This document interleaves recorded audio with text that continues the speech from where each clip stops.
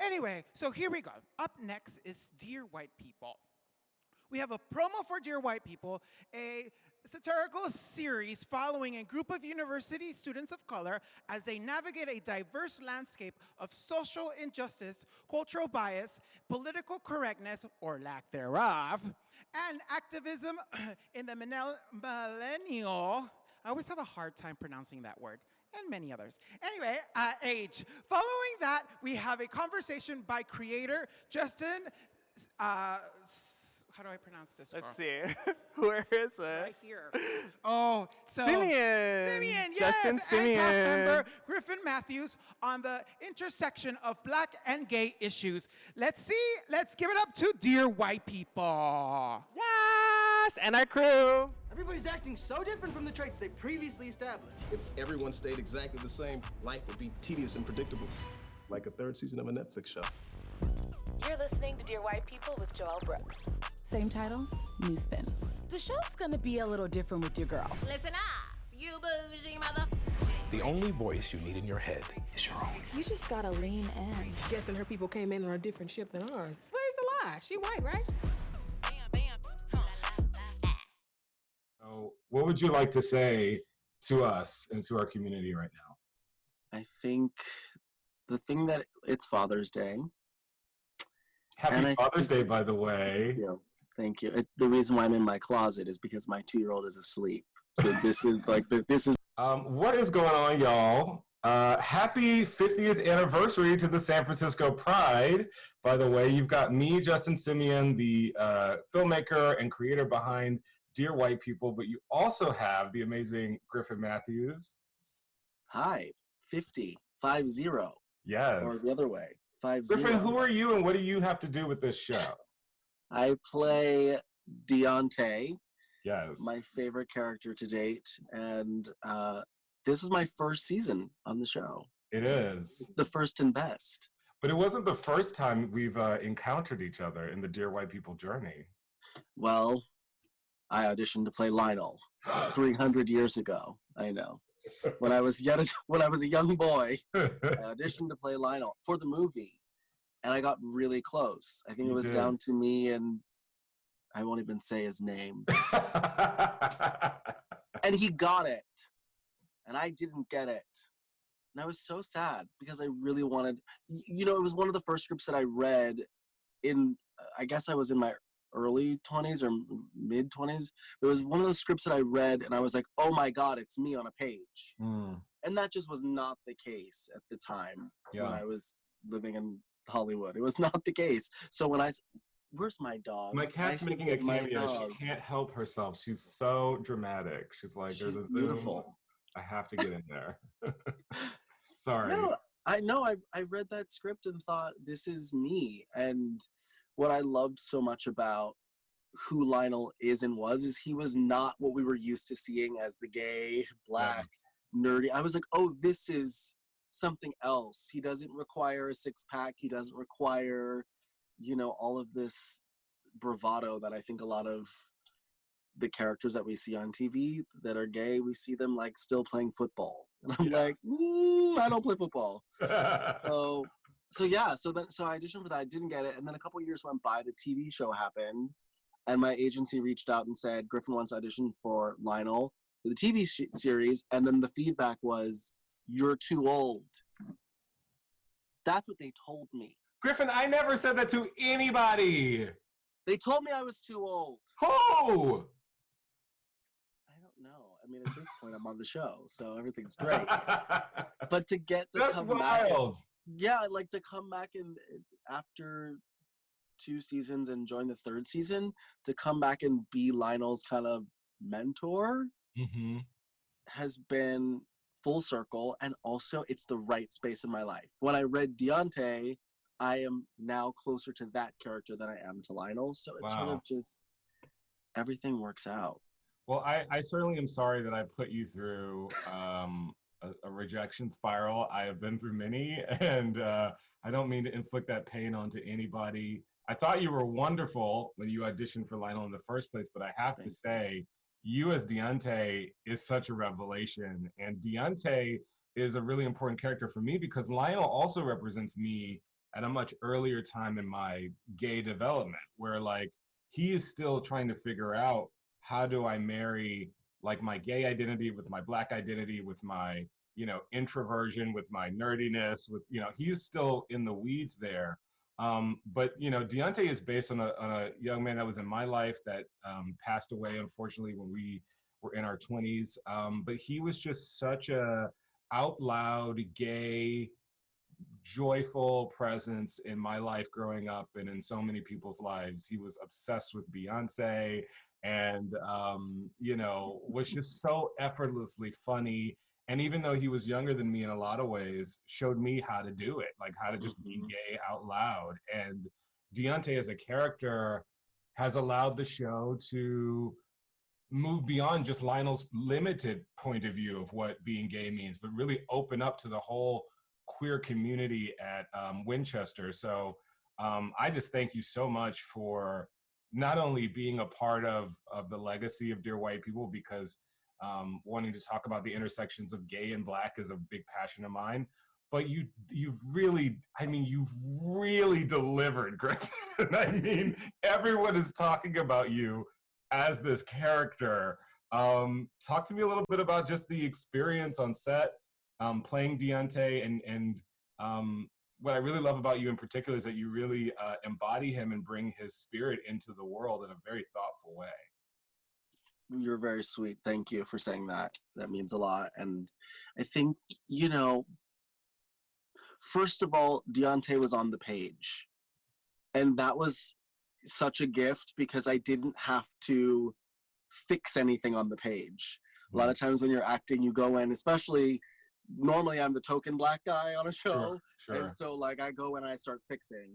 And I think I walked into that to that audition, and then back when I got the job and onto set on day one, I knew that it was on the page and I had to open myself to what was on the page. Because even like, you know, you said it, Deontay kind of pushed you in life. The character pushed me in life. Like I am not that person. Like who Deontay is, that's actually not me. So there were times that we got into the season, deeper into the season, when I was like, I feel scared. Deontay does not feel scared. We got to that sex party, Deontay was not scared. Griffin was horrified. And so I just sort of loved that the character helped me to get to a place where, I would never, ever, ever have called myself queer. It's not a word that I would ever use. It's not like, when I was in high school, that was a 4-letter word. And so it was like the first time in my life when I was like, oh, I can accept queerness. I can accept the full space of who I am. And it happened because of the character and what he was pushing Lionel to do, which ended up, you know, pushing Griffin. It's like a beautiful moment when all things collide. Your life collides, your art collides. So I'm like really grateful that I've gotten to tackle him.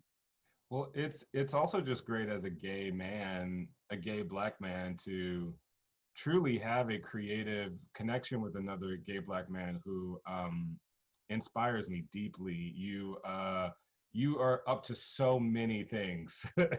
The Dear White Theater movement is something that you have spearheaded and been a part of. I'm wearing a Respect People t-shirt from Witness, which supports aspects of Witness Uganda, which is actually one of the most amazing live musicals I've ever seen. And it's based on a true story. Do you want to talk a little bit about the things that you've got going on? Sure. I wrote Witness Uganda, which is a musical with my husband, Matt Gould. I wrote that show about a time in my life when I was 23 and I had just graduated from acting school, and I ended up going across the world to volunteer in Uganda for a summer. And that summer changed the course of my life and career, and I met a group of students that were out of school and fending for themselves, and I decided that I wanted to help them. And Witness Uganda really tackles the complexity of helping people, especially in a country, Uganda, for those who don't know, is one of the most dangerous places in the world to be gay. And I didn't know that at the time. The internet was not quite what it is now, and social media is not quite what it is now. So the journey of figuring out myself as a gay person living in New York City and a gay person living in Uganda. It was my worlds crashed. So Witness Uganda details that. So that's a musical. And I did want to say one other thing about you on set. You said it earlier, but one of the most interesting things about day one on when we shot that first scene in the trailer was I've also not encountered a lot of gay Black men who liked me in this business. It's a really slippery slope. You know, there's only room for one. Yes. There's not room for all of us. And I was so nervous because I knew you, but I didn't know you. And on day one, you were like, I want you to do anything you want. Like, bring it all. And you like walked me through that scene beat by beat. It was like playground. Yeah. It was playground. And I remember I came home and I said to my husband, I was like, I think Justin and I are going to be friends. Of course. But you know, like that is not always a given. I think that's kind of true. one of the things that we're learning in this moment in our country. Like the movement is not just about them, it's about us. It's about healing us and like seeing somebody who looks like you or who acts like you or who identifies like you and not hating them right away, but going like, get in here, you are family. And you really did that for me on day one. Really, truly. It was enough that I like talk about it to Matt. I make sure that I do that when I'm in the driver's seat with other Black gay men or BIPOC men. I'm like, I just want to welcome you into the family. And not only did you do that, but the entire cast did it. I feel like it's always top down. Yeah. And it was the most welcoming experience of my entire career, hands down. Well, I really appreciate that. I mean, to me, it's just the obvious thing to do. I think so many of us have been treated the wrong way for so long that you really only have two choices. You can perpetuate it and absorb it and treat other people that way because that's what people do. Or you can choose to be the last one who felt that way, at least within your power. And I think you're a person who also operates in that way. And to me, there's just no other way to be, you know. Do you feel pressure though? Like, just because you are very powerful in our business and certainly for Black artists, you're like, your name gets mentioned at the top all the time. Do you feel pressure to you're always so open and welcoming on set and like you've always got interns around you and there's always someone shadowing the directors and I'm like, I wonder if Justin just feels pressure to always be kind of like Daddy Justin. Do you feel that? I do feel pressure. And I'm an introvert and it's not my default to sort of be gregarious and magnanimous and like, hey, everybody, make pronouncements and things like that. But it's also, the truth is that it really is, honestly, it's an honor because at the end of the day, like, I relate to everybody. I relate to those interns. I relate to the people shadowing me. It's kind of you to say that I'm so powerful, but I don't feel powerful. I'm made to feel quite small on a regular basis. And I just don't want to put people through that. And I feel like I think we can actually make wonderful art and make cultural and political and social impacts without being assholes. I feel very passionate about proving that is so. And so any chance I get to be Big Papa and just treat people in a respectful way, I guess I do feel a pressure, but it's not a duty. It's the only choice that I think I have, to be honest. What happens for you as you leave this season, right? We're gonna shoot our last season. What happens to you? Like, how do you keep rising? You say you feel small. How do you get to the point where you feel bigger and bigger and bigger? I think that incorporating all of who I am, all as often as possible into all the things that I do has really been my lesson for 2020. It's been a hard 4 years probably for everybody. It's been a hard life for anybody probably listening to us talk right now, but especially the past 4 years. But I think what I've seen is a resilience of the human spirit come through that, you know, it's hard not to catch that wave and to sort of be unashamed, unabashedly Black and gay any chance I can, and to stand up for people who, you know, aren't even that. You know, I'm a gay Black man. Certainly life is not easy for me, but I still have male privilege. You know, I still have all kinds of privileges, even within that category that some people don't have, and just sort of connecting what people are going through to what I've experienced all the time, and realize, you know, I can't change how I've been treated, but like, my sphere of influence can change with me, and just realizing that that is a power that all of us have. That's what this year has been about for me. And so I only hope to just do more of that. And I've always been about, and I know you're about this too, Griffin, is let me take these parts of the human experience that we'd otherwise want to ignore or let kind of fall off into our blind spots, and let me connect that to popular culture. And I just hope to continue to do that as my career goes on. That's the thing that gets me up in the morning. You will, and you will, and you have already opened doors for a lot of people to take that mantle and carry that. And I think that's kind of the important thing, you know, as a creator, which you and I both are.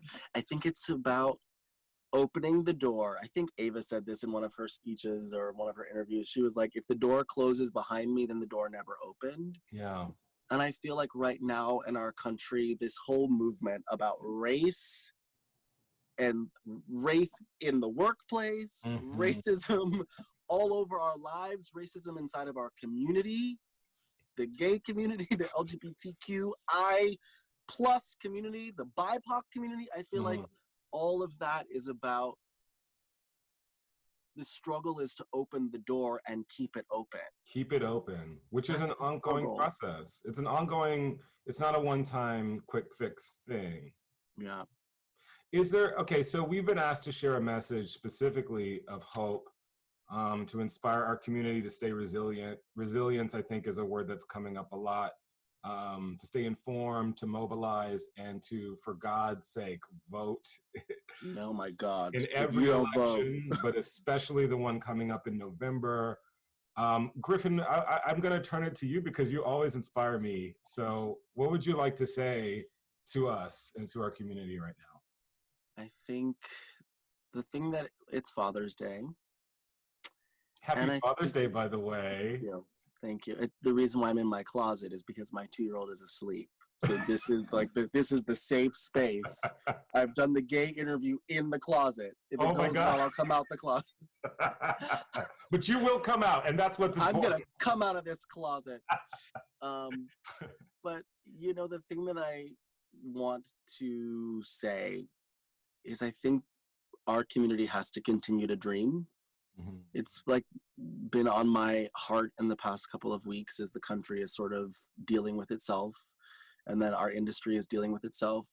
It is we are literally the dreams of our ancestors. That's no longer a bullshit phrase. That is really happening. My grandparents were janitors and cleaning women. So now we're looking at ourselves and our white counterparts and asking them to do better. And then we're asking ourselves to do better. And I think you can only do that if you have dreams of what your life can be, the best versions of your life, dreams of being a parent, dreams of having weddings, dreams of having empires, dreams of doing the work you want to do, dreams of being yourself fully. So I just have spent a lot of time in this quarantine dreaming. And I encourage people to dream the best dreams, dream the biggest ones, and vote. Vote. Dream and vote. Dream and vote, girl. That's the responsibility that y'all have, that I have, that Griffin has. Thank you again, Griffin, for this time. And thank you to the San Francisco Pride for having us and giving us this little platform. And I hope everyone is finding a way to be proud of themselves and what they've done and what they will do this year. Amen. Happy 50th anniversary, San Francisco Pride. I'm going out of the closet now. Okay, yes, you get out of that closet. Bye, Griffin. Thank you. Bye. It's nice to see you. You too.